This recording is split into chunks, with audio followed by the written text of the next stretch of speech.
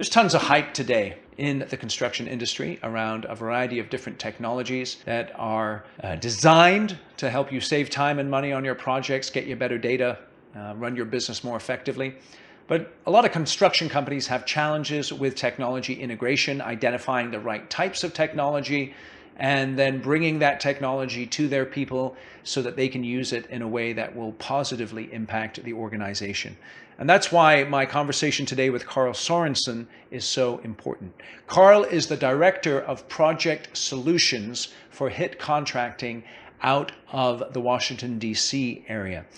Karl's a very interesting guy because he began his career working for his dad's general contracting company as a laborer. Went to college, came out of college, and was a project engineer, project manager for a Department of Defense contractor. So he has a tremendous amount of field experience, which has informed the way he looks at the use of technology in a construction company. So he doesn't come from this sort of Pollyanna perspective where technology is going to solve all our problems. It's a much more realistic, straightforward point of view that I think you'll find very, very helpful. So in our conversation today, Karl and I discuss how to identify the right types of technology for your organization, how one size does not fit all, how to integrate that technology into your company by getting feedback from the field and by leadership in the organization, driving it through the organization in a measured manner. So please listen carefully to this because you're going to find many nuggets that will help you practically in the way you view technology, in the expectations you set for technology, even how you interact with companies that are offering you this technology.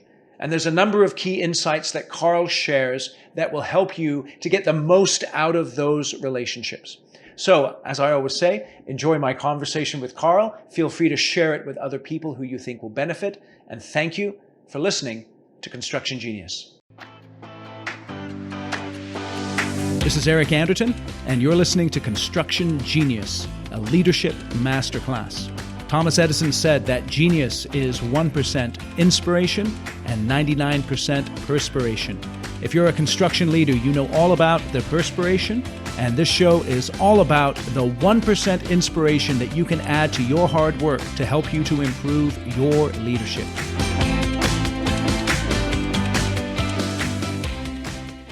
Karl, welcome to Construction Genius. Thanks, Eric. You occupy a very interesting place in the construction industry in that you have experience working in the field, but you're also very interested about the usage of technology in a construction business. Can you give me a little bit of your history in construction and how that's influenced the way you look at the industry at the moment? Yeah, absolutely. And so my history in construction kind of dates back to even when I was, living with my parents, where my dad ran a Chicago-based general contracting business. I was a laborer for him, but then after college, joined a West Coast DoD contractor as a PE, where the company I joined ended up specializing in work on military bases and other government installations. And so I think that kind of gave me the first taste of construction and construction operations and efficiencies and inefficiencies, which really, as a millennial coming into the construction environment, even at that time, we still there was smartphones and whatnot, and you walk onto a job site and it was almost like 1990s technology. It was very antiquated how they were going about even addressing just workflows. And so that was, I think that disconnect between, hey, everything is very paper-based and paper-heavy, but also there's technology tools available to make my job easy, but my company is saying that I need to do this paper-based way.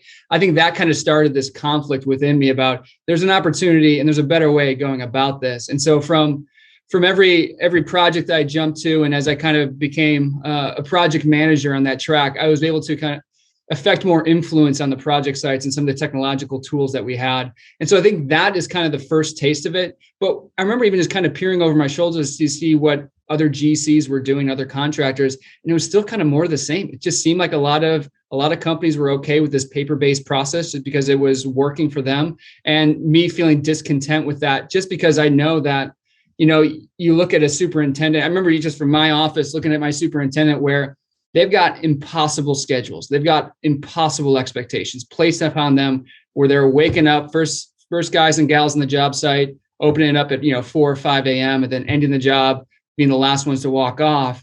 You're thinking, at least I was thinking, like, how are you not getting burnt out? Like you just thinking there needs to be a better way, or at least tools to help them manage their job sites more effectively so they can go home at 3 p.m. or 4 p.m. or whatever is appropriate.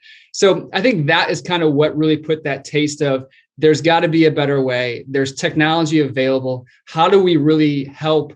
How do I help our construction, the people that I had relationships with in the job sites? How do I help them do their job better? And then I think in addition, like sitting down with a lot of subcontractors, especially trades within the job site trailer, I remember thinking, like, with government, there were small business requirements, right? So you get a small business in here and you ended up signing a pretty large drywall contract. And I remember sitting there on the other side of the table going, like, is this going to be okay? Like, is this going to work out? Are they going to be able to scale operations appropriately, especially if they're so heavily reliant on paper-based systems? And so that kind of also, whenever I sat across the table from a smaller GC or smaller contractor, I think of my dad's business going, like, man, what if I put my dad in this position? Would that be an impossible position to put them in or put him in? And is there a better way to set them up for success? So that was kind of the approach even I had at the negotiating table. It was like, I hope that these, you set them up for success as much as possible, but you also hope that they're also leveraging technology in a way where they can scale and rise to the occasion of a large contract. Okay, so let's just parse that out a little bit here. First, you started off as a laborer with your dad, and then you went into engineering as a project engineer with a DoD contractor. What do you think is the main disconnect between you as a millennial and the older generations in terms of comfort level with technology? Is there anything to that, or is that just sort of jibber jabber? Give me something on that.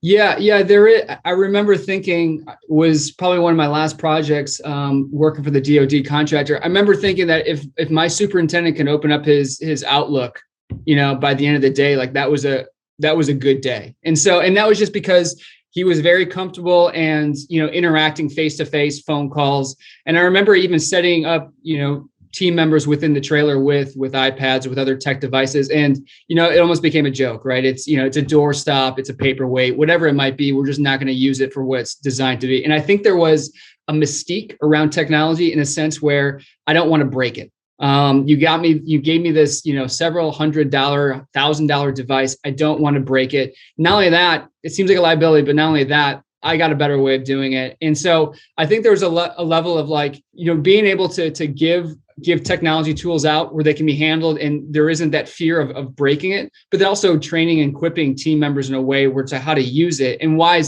it's important. And I think there's also some sort of disconnect even there where I think a lot of times, and maybe this is this is another conversation, but I think, you talk about shiny objects versus sharp tools. And I think for a long time, perhaps field personnel, especially those who are well-seasoned, saw tech as just another shiny object, that it's really not a tool for my toolbox. It's just something else that's going to waste my time. It's going to add, minutes or hours to my day. I already got a busy day. I don't got time for it. So I'm not going to use it.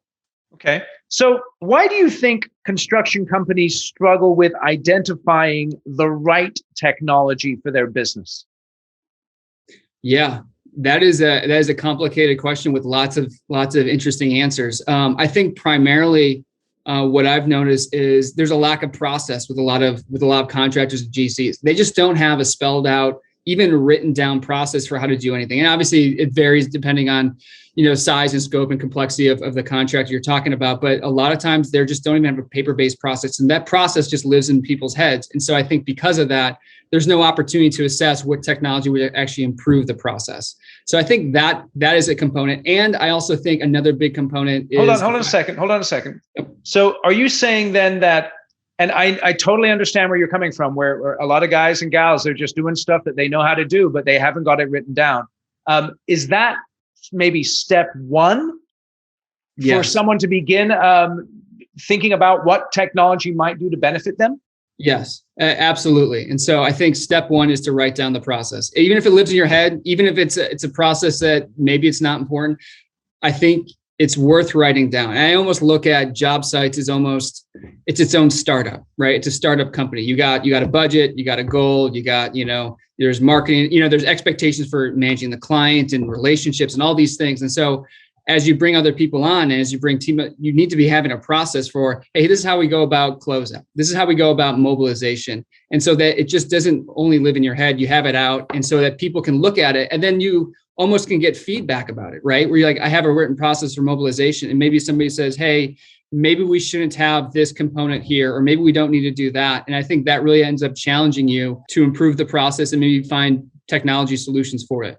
Okay, so in your experience, let's say for conversation's sake that there's a variety of processes, whether it be in the bid, the plan, the build stage, that are either not written down or not well recorded.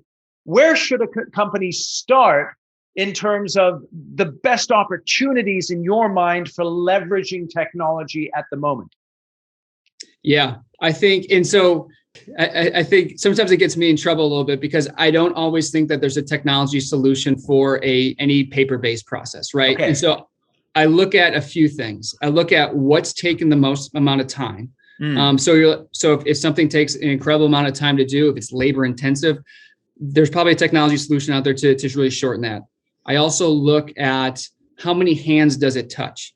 Okay, does this process mean that this, I write this, I receive a contract from a specialty contractor. I send it to our legal department. They need to evaluate it. We send it out to this other department. They need to check it out. They need to bring it back to us. We need to, review the red lines. Touches a lot of hands, touches a lot of departments. It's also going to require a lot of time.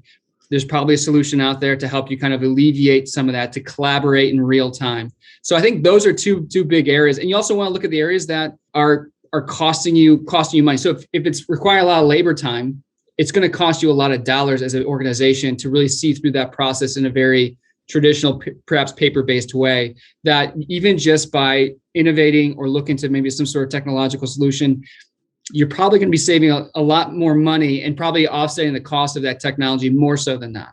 Okay. What about in terms of the impact of your business? So I always think of a construction company where the money is made, it's made in the field. If you're not building in the field effectively, then obviously you're not going to be making good money. So would you recommend in terms of, because I like that idea of where is the time being taken and how many hands is it touching? In your experience, does it serve companies well to begin in the field because that's where the money is made and lost, or should they start in other areas other than the field? I mean, I think that's where the biggest opportunity is out in the field, because that's where the revenue is being generated, right? And so I think that, you talk about overhead and burden on the job site alone, you want to eliminate as much of that. But then you look at some of the back office support where, okay, maybe we don't need an entire legal team. Maybe there's some sort of innovation out there, technological solution that can provide some of that. And so you look at, there's ways that for sure, it's like where, and I think maybe the best way to look is to look at your P&L statements, any type of statements, like where's the most money even running out the door? Or you're looking at your time cards, who's spending the most time on certain projects, and taking a deeper look at that to see if there's opportunities for savings. Okay, so just to summarize there, just to begin with here, is we have this idea of time being spent, we have this idea of people involvement or hands being touched, and then we have this idea of money being spent. Yeah. And so time, people, money, those are all areas that I can look at and think about, how can technology help me? Yeah. Yep. Okay, excellent. So when it comes to implementing technology, how can a company begin a good process? We've talked about laying out writing down your processes. What's the next step at that point? Yeah. So process is key. And I can't overemphasize how much a process is important, because I think sometimes we flip the role and we look at a technology solution before we look at the process. And so I think that is something that's been traditionally a struggle where, hey, I saw this slick marketing campaign. I saw this, one-page spread here or there. Yep. Let's go get it because it's going to save us money. And I think that's a big fallacy, just because maybe it does save you money, but if you don't have a process, you have no way of measuring how much time or how much labor it's really saving you. And you don't know how much money that's actually going to save you in the end. Okay. So you need to have a process to build that technology solution on top of. Okay. So I think, go ahead. I also was going to say is, sometimes I say the biggest catch-22 in construction is the individuals that see the problems firsthand don't always have they don't always have the decision-making power, and the people that have all the decision-making power don't see the issues firsthand. So often a disconnect between the back office or leadership teams and the frontline workers on job sites, right? A superintendent sees an issue and then they don't have the power to perhaps get a technology or an improvement. On the flip side, leadership says, hey, we saw this great thing. It works on your iPad. Let's give it to our superintendent. And he's like, what the heck? This is not going to solve anything. Beautiful. Let's talk about that then. So I know leaders are listening to this podcast right now.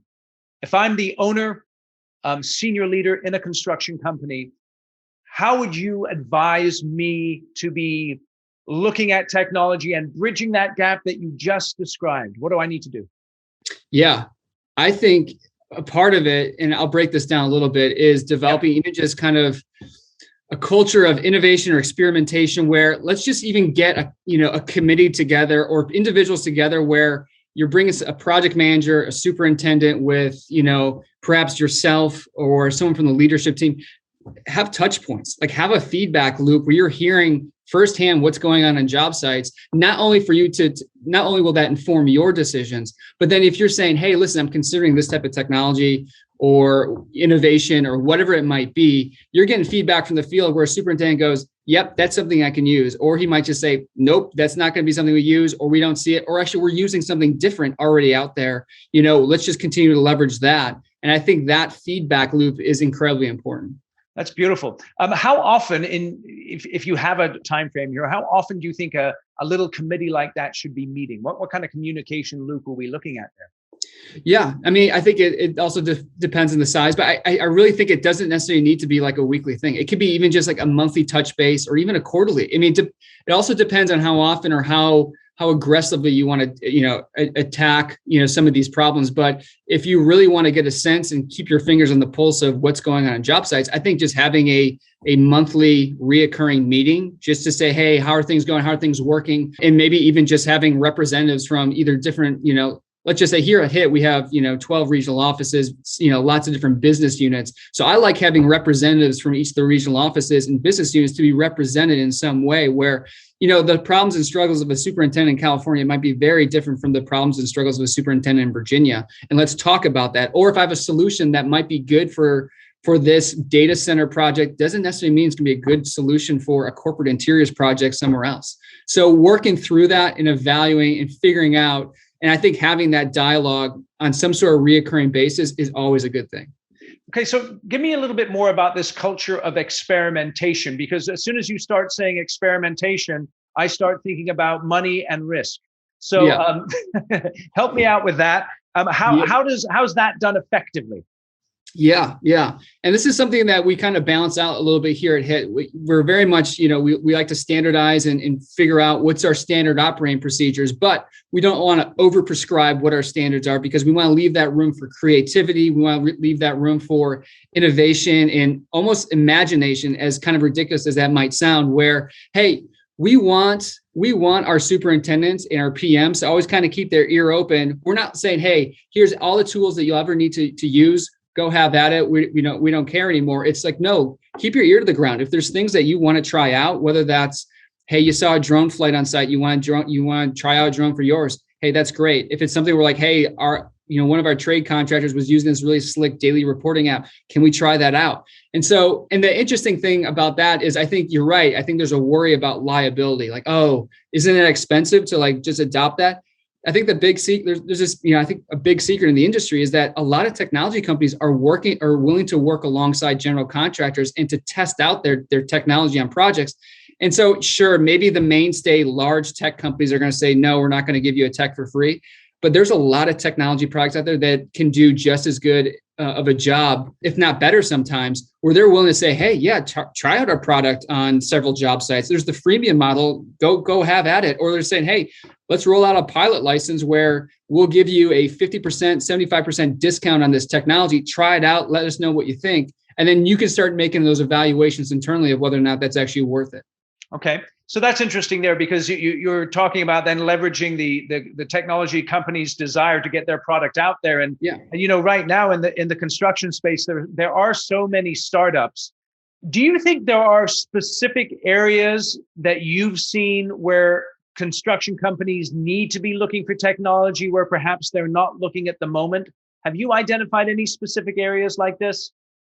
Yeah, I think what I would answer, I think one of my answers is kind of from years ago, what I tend to see even at association events where everyone liked talking about like this sexy, glamorous technology, right? Oh, let's talk about exoskeletons and robotics and even drones where, you go to these events, whatever it might be. And so the thing was like, a mom and pop contractor is looking to do their job well. They don't need a drone. Like they don't need exoskeletons. They just need how about a better accounting software? Like how about a daily reporting software that you can go back and measure productivity? And it's stuff like that where like, I will always preach, look at the meats and potatoes. Don't overlook, just because it's boring tech doesn't mean it's needless tech. Like I think it's good. It could be good technology there. So don't always reach out for something that's going to really, grab the attention like a drone or like an exoskeleton, because I don't think you necessarily need it. So I think I would start there is being okay with some boring technology, but because I think that's essential. I also think that, and this is something we'll probably get in a little bit later, but at the end of the day, I think technology is kind of a twofold benefit, right? You want first and foremost, when I'm thinking about technology for a job site, that's going to actually benefit the job site. Is it actually going to provide value? Is it going to allow superintendents to go home early or on time? Is it, are they going to maintain their productivity levels or heighten their productivity? So I look at that from the standpoint of, is it benefiting the job site? And then the second item, which is almost as important, but I think it's secondary, is what kind of data can we collect from the office through that tool that's going to help us make mission critical strategic decisions as an organization. So leveraging that data in a way that is beneficial to the organization. Yeah, that's interesting because there's a couple of things that pop into my mind. First is garbage in, garbage out, right? So if the information going into the technology isn't good, then information coming out isn't great. But then also contractors are creating a whole bunch of information, and sometimes they don't even use that effectively. They don't know what to do with it. So in your experience, how do the best contractors take that information and process it in a way that's beneficial to the company? Yeah. And it's a good question, because I think there is an element of just because you're collecting data doesn't mean that's the data that you need or you want. And so I feel like people are like collecting data for the sake of collecting data, which, you want to know. So I think to answer your question, I think in some sense, you want to have an idea as an organization, as a leader, to know how you want to be using that data. So by understanding, okay, I want these specific metrics because this is going to guide this one decision that we have struggled with traditionally as an organization. And then looking at, okay, in order to get those metrics, I have to mandate perhaps, our field teams to populate these fields, or to make sure that their schedules are updated on a monthly basis with these different criteria, and that information is pushed back to me because that's the data I need. I think, when you talk to even about like a project management software, there's all sorts of like different tools and fields that you get to a point where it's almost data exhaustion, the front end, where the frontline workers just, I don't want to populate, I can't populate all these fields. And now you get poor data hygiene or poor data integrity. So by, I think, articulating on the front end, hey, here's the specific tools or the specific fields or metrics we're looking to measure, feel free to use the tool however you want, but make sure at the end of the day that these metrics are populated, because that's kind of what we use as an organization to make decisions, I think is important to convey on the front end of any type of, technology integration. Okay. So let's go back to the leadership piece then. Let's say I've identified a need. I've confirmed that need with folks in the field as well as folks in the office. In your experience, what is an effective model for rolling out a technology into an organization? Yeah, I've seen it done before, which I wouldn't recommend, this all or nothing approach, where it's just like, all right, we see a cool technology, we want to go forward, with it. MSA, enterprise agreement, let's roll it on out. And I think that is a misstep at times. I think perhaps sometimes it works. My approach and what I've seen to work is having a very, very defined parameters and almost a phased rollout, right? So what I would typically do is say, hey, let's develop a pilot program. Let's roll this out on 5 strategic sites, 10 strategic sites, whatever it might be, whatever that cost is. It usually can be heavily discounted because it's a pilot program. So looking at that, roll it out, and then you basically you work alongside those 10 or 5 teams. And then a lot of times those technology companies are going to want to work alongside those 5 or 10 teams as well. So they'll provide customer success, customer support. They'll be boots on the ground, training and helping, making sure that it's successful in the field if it's a field application. And so you work with them. You go throughout the course of the project lifecycle. At the end, what I do is I get and collect feedback from those field teams that are actually using that product. So we collect that data. Hey, what was your user experience like? Did it really save you time? How much time did it require for you to put this closeout package together using this application? And so you kind of synthesize all that data and find out, okay, where is it working? Where is it not working? And I think that arms you with a few different ideas where, first off, I think it's good to probably provide that feedback to even the tech vendor. So you have a list of saying, hey, here's where they're messing up. This is where it's really not a benefit to our organization. You can go back to them and say, hey, listen, here's all the areas we need to see improvement before we really can consider a larger rollout at this organization. And they might go, yep, that's what we want to do. We'll fix and address those issues. Let's move forward. Or they might just say, hey, that's not part of our philosophy or business plan. We're not going to do it. And that informs you like, hey, maybe this isn't the right solution. And then secondly, depending on the strategic job site you roll it out on, hopefully those are good samples as far as a good sample mix of projects that your organization does, right? So if it's a data center project, a law firm project, a base building project, you're getting those representatives to weigh in. And maybe it's good for 3 or 4 different project types, but not maybe the 10 project types that you currently oversee. And so maybe it's more of a phased rollout. Say, hey, all of our data center, all of our technology and base building projects are going to use this product because we see the most value. For the rest of the organization, we're not going to mandate that. We're not going to require that. And because of that, it's almost a less expensive MSA agreement, but still providing the value you need to see as an organization. So what you're describing there is a flexible approach. It's not an all or nothing approach. Correct. Yeah. Let me ask you this. In technology companies, we're all familiar with this idea of the minimum viable product. And so the technology mindset is to roll something out that they know is not fully ready for game day or whatever, and to bring it to the market and to test it out. How important is it for construction company executives to understand that minimal viable product perspective? I think it's important.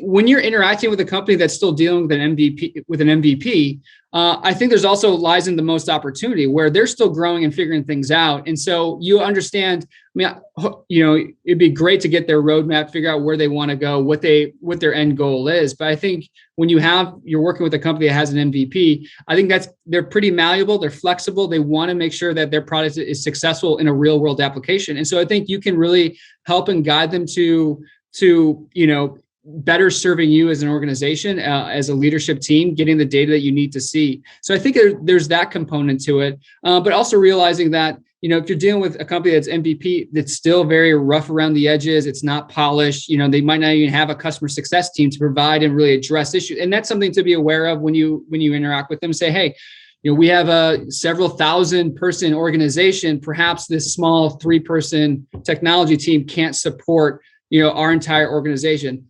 Or on the other side, where maybe it's a little bit more of established, tech, it's an MVP, but they're willing to grow and to scale with you as you continue to have this flexible phased rollout, that you guys can grow together. And I think there's a lot of opportunities to be gained there. I think a lot of times, we tend to look at, I want to find an out of the box solution that's just going to be that silver bullet that fixes everything, where I don't think that's necessarily always the right decision to make. It can be a very good decision, don't get me wrong, but I think working with MVPs that still have, a rough product, a product that's a work in progress, but you can kind of see where it's going and where it might go.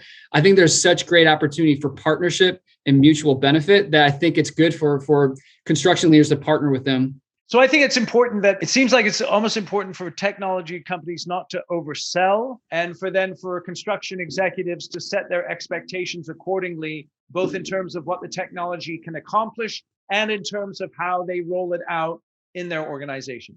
Yeah. And I think what's been super encouraging, even as of the last 5 or 10 years, I think when I was working on the technology side of construction, 7 or 8 years ago, it was a lot of out of industry developers developing technology for construction, saying, hey, I haven't stepped foot on a job site, but here's a technology that's going to solve all your problems. And a superintendent and PM is like, what is this? This is not going to help me out at all. And it goes unused and the technology company disappears. What's been really interesting and cool to see is there's been a lot of former construction professionals getting to that development game and being able to provide technology that specifically addresses construction problems, right? And so I think, there was a long time, there was almost like technology companies inventing problems for them to solve in construction, where it's just, how about you solve an actual real problem? And so seeing those construction professionals, leaving their firms to develop those products, I think has been really interesting. And I think it's been super beneficial for the industry as a whole.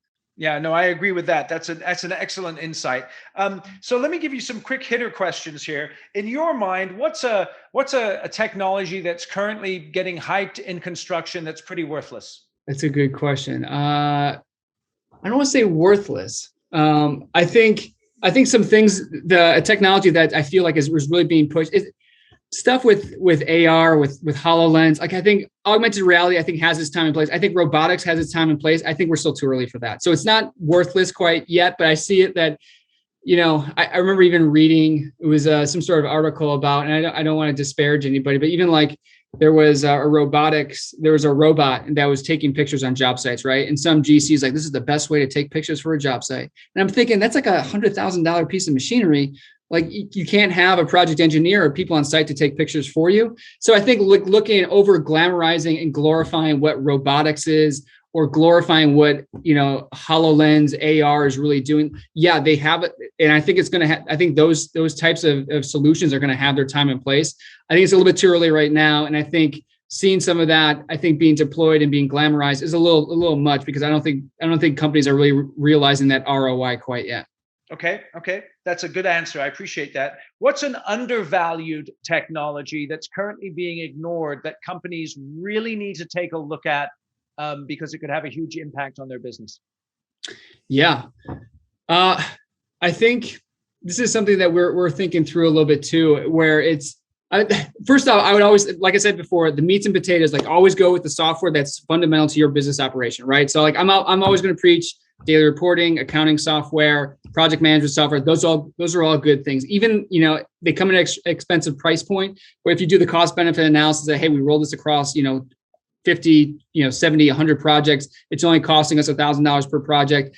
That's probably saving you money. That's probably saving you time. So I'm always big on that. So super bullish on that. I am kind of bullish on, I want to go towards daily reporting, but I also want to go towards actually wearables. I think, and I say it specifically, I know this is not going to be like a great, maybe perhaps not going to be received well by everybody, but I think one of the things that we struggle, that I think we can improve upon, is just data collection in general, right? So I think we can collect data, and I think sometimes there's a lot of user error, manual entry error, people forgetting to log in time or data. And I think there's some interesting stuff where there's fairly inexpensive beacons and sensors that you can just kind of throw on personnel, and it's clocking them in, clocking them out. It's reading them for dehydration. It's reading them to see fall risks, safety risks, environmental risks. And then now in a day and age with COVID, where it's just like, all right, if beacons are getting too close together, let's maintain that 6-foot separation. So I think I still think that it's undervalued because it almost looks gimmicky. We're like, oh, sensors, and I think there's still like that stigma associated with it, but I think it's undervalued, and I think there could be a lot of benefit from it. And I think it's not as expensive as people think. So that's interesting, because when we're talking about the hype, it's stuff that maybe the use case isn't quite there yet. And then with the undervalued stuff, you want to try and look beyond maybe some of that gimmicky stuff that might just put you off a little bit, and really ask the question, does this have a positive impact? Yeah. I mean, I think I remember interacting with the sensor company. They said that, again, they were able to get over this, the site was able to get over the stigma of that, but it also encouraged some level of accountability in a positive way, where typically subcontracted trades might be rolling up after a 6-hour day. They noticed that the trend increased to maybe 7.5 hours. So they got an extra 1.5 hours per trade, per man or workforce hour per trade across their job site on an everyday basis. And just looking at the productivity levels as a whole really increased. And it was just the mere fact of like, hey, they know that they've got some sort of, badge in, badge out through some sort of automatic sensor. And because of that, it's holding them to some level of accountability. And so they're going to see their day through a little bit further than they did previously. That's beautiful. So then last question in this segment, what's coming that people aren't aware of yet that's going to make a massive impact in the next 5 to 10 years, do you think? I think and this isn't like, hey, this is, giant robots in the horizon. It's more of, I'm more like big on the interoperability of data, right? So being able to collect data in a meaningful way that we can analyze, synthesize it through and make good decisions. Right now we have, and we might touch upon this later, but you walk into any general contractor, we've got 40, 50 solutions sometimes. There's all sorts of solutions everywhere. There's all sorts of data everywhere. And so it's just like a big mess of data. And so I think right now I noticed this trend kind of over time where maybe 10 years ago, there's a lot of closed APIs. There was a lot of software products that weren't talking to other products. So I think there's this opportunity now where a lot of these tech vendors are opening up that API. They're opening up that, hey, we want our data to be shared. We want our software to work with other software. And because of that, you're starting to streamline that a little bit, which has been super exciting because now all of a sudden I'm able to pull information from our schedule and from our daily reports and from all sorts of other metrics to really kind of make interesting business decisions as a leader and see kind of where the market is going, where, the prices are going, and really make, I think, decisions that we weren't able to make before by streamlining some of this data and having data in a singular spot. So that's interesting to me because I get that impression too, is there's a bunch of tech companies running around, waving their hands in the air, trying to get contractors' attention. There's stuff that works, there's stuff that's okay, there's stuff that's underdeveloped. Where do you see the industry going, the tech industry, as it relates to construction, going in terms of consolidation and integration? Yeah. I mean, you're already starting to see it happen.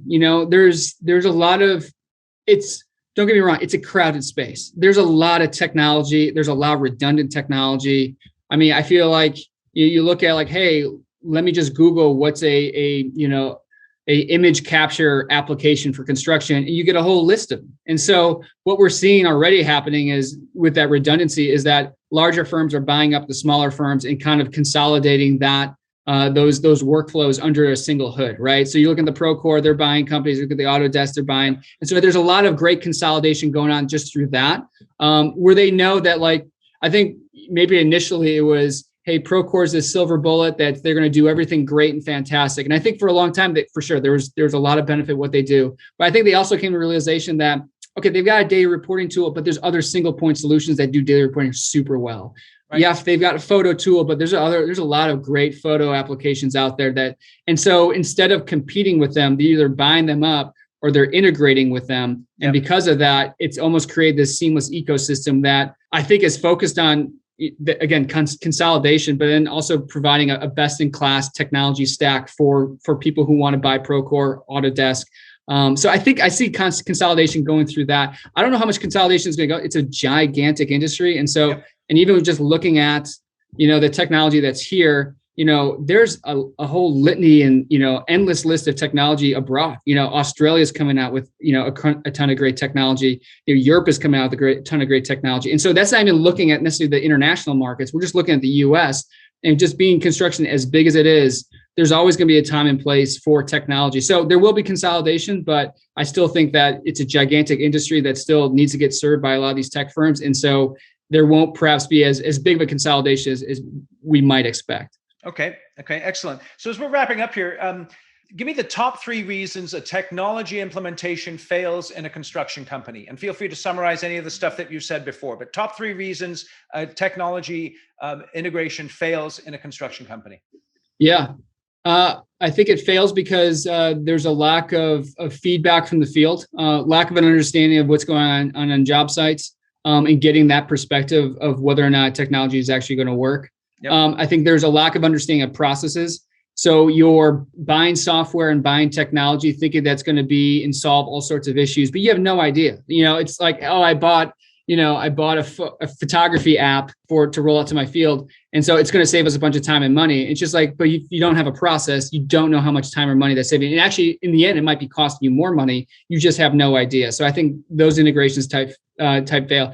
And then I think thirdly, you want change agents within your organization. You want people bought in. And I think that varies from company to company of what that looks like. I think there's, I always tell technology companies that if you could sell it to a superintendent, you've got a salesperson for life, because superintendents, they will go from project to project, company to company, and they'll talk about that one application that saved saved their day, saved their job, saved a few hours, and they will take that with it. And so finding those change agents within your organization that are really going to champion that, whether that's a superintendent or a PM, whether it's well-seasoned individuals or just kind of green right from college, you want to find those change agents that are really going to lead the charge of technology. And so without those, I think 3 components, I think it's a high likelihood technology is going to fail at your organization. Okay.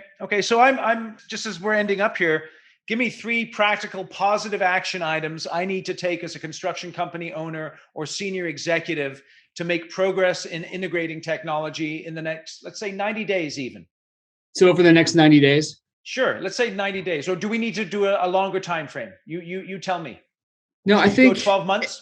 I think you'd almost need a longer time frame. I think part of it is just because of data collection, right? You need to understand what your processes are. Project life cycles are long. It's not, hey, projects last a week. Some projects do. So you need to understand project life cycle. So I think you need to have and understand processes. I think know your team, know where you should be investing into technology and where it's okay. Like I think, and perhaps this may be the best way or best thing to say, but sometimes okay is good enough. Like if you've got a fairly streamlined paper-based process, like I think that's okay. And so there might be a time in the future where like, hey, we can overhaul this and improve upon it. Hey, have at it. But I think knowing where to draw that line.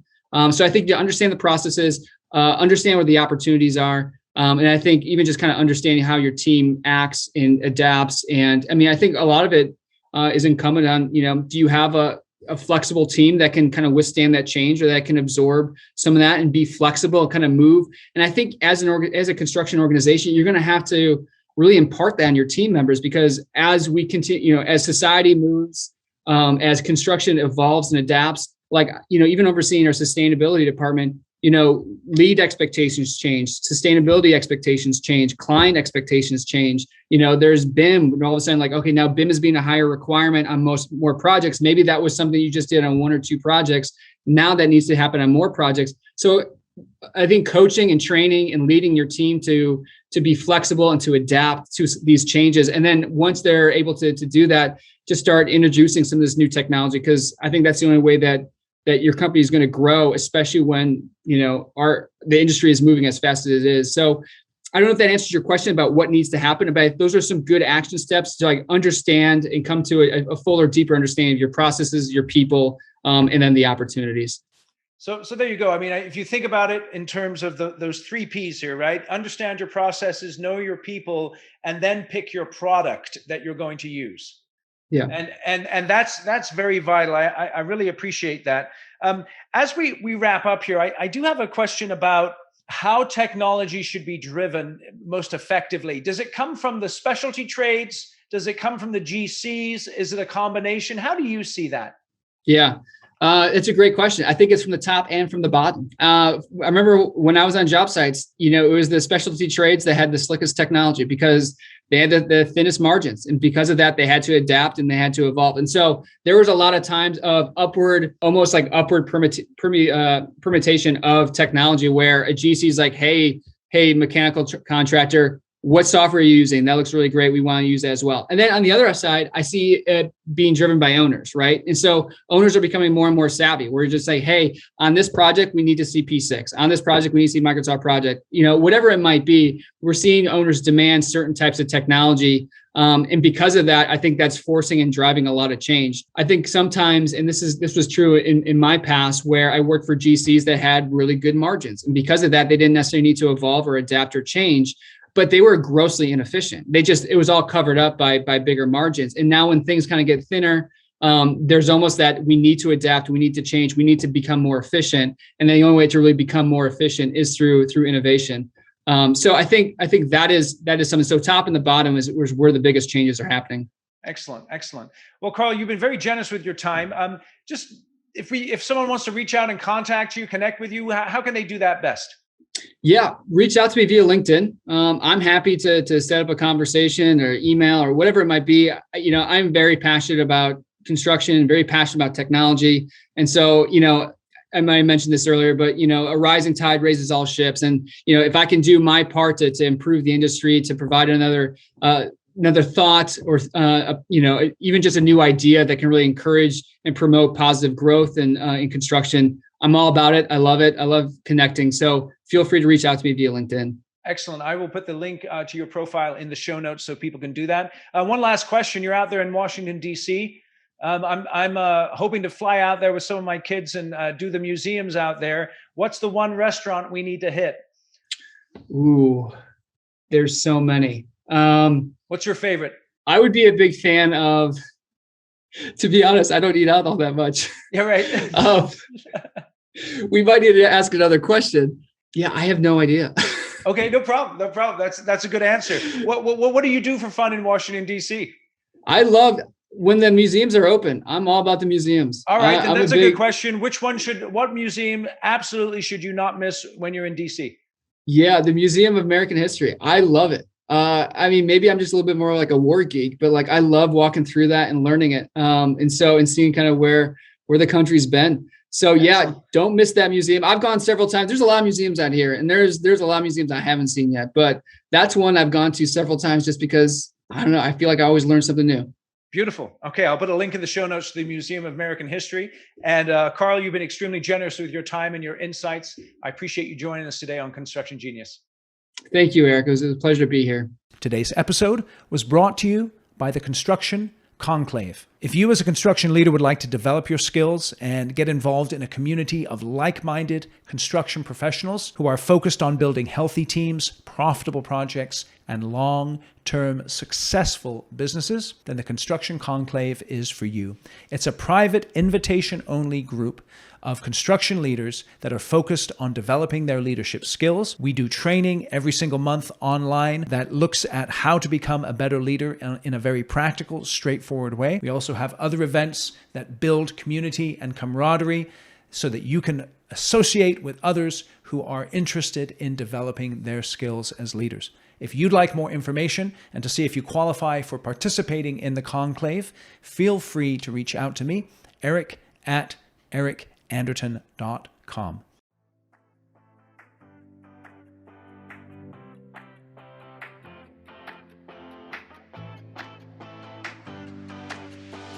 Thank you for listening to this episode of Construction Genius. Hope you found that 1% of inspiration to help you in the next few days.